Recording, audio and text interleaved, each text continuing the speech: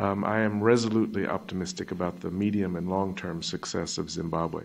United States Ambassador to Zimbabwe Bruce Wharton, one of three panelists at the NED event titled The Challenges of Democratization and Economic Recovery in Zimbabwe, dismissed an Arab Spring-like revolt in Zimbabwe despite the country's political and economic hardships. I do not think that Zimbabwe is likely to see the sort of mass violence that has plagued other parts of Africa, partly because of education, partly because of social values of the people of Zimbabwe, partly because of the fabric of religious belief in Zimbabwe.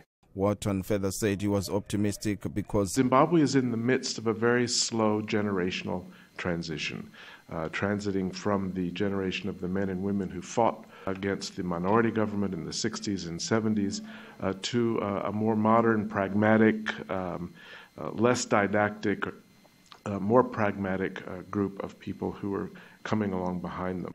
Wharton attributed part of Zimbabwe's problem to the caliber of the country's politicians. Zimbabwe's institutions right now are very weak.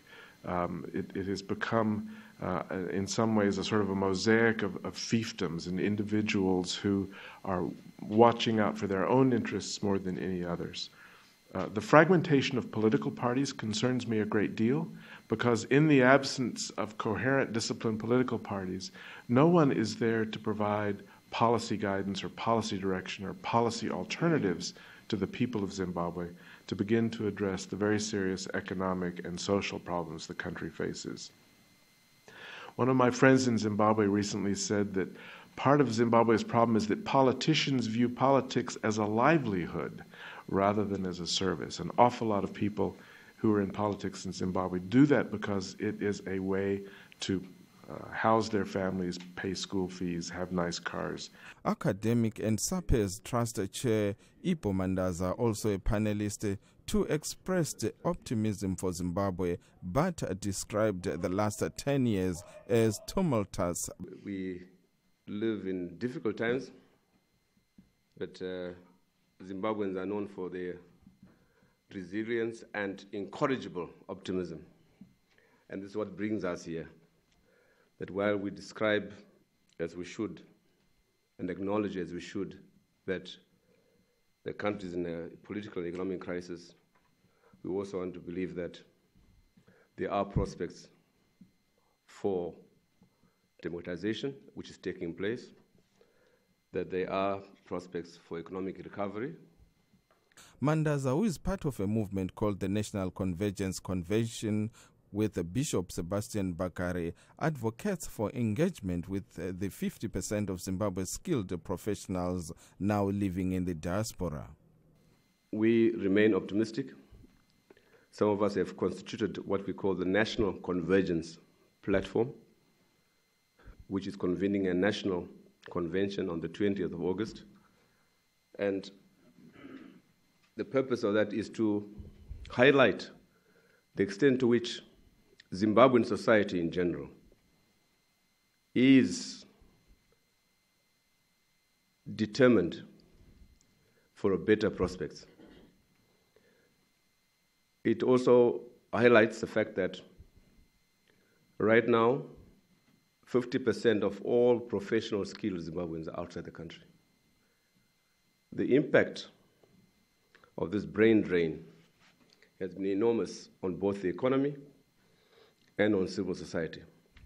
And therefore, the National Convergence Platform, which we are convening, will seek to bring Zimbabweans in the diaspora and also provide a national context through which Zimbabweans at home and abroad can begin to interact and give impetus to the current reform process. Businessman and consultant Shingi Munyeza, who was also part of a business delegation from Zimbabwe that is currently on a fact-finding mission to the U.S., said while prospects for an economic turnaround are high, concern over the lack of liquidity in the formal sector exists. The dollarized economy poses an opportunity, even though the strong dollar at the moment is not helping us. but there is no real currency risks here when we had our own local currency. And also the informal sector poses a silver lining. We do have a situation which has been developing back home of vendors in the streets and so on trying to eke out a living. This can be turned into a real, it can be formalized, treated properly. And we believe as business that this heap of the economy in the informal sector, our economy has been informalized in many ways. Mandaza said he and his partners in the National Convergence hope to raise $10 billion that will go toward debt relief, education and other programs that could help jumpstart the country's economy.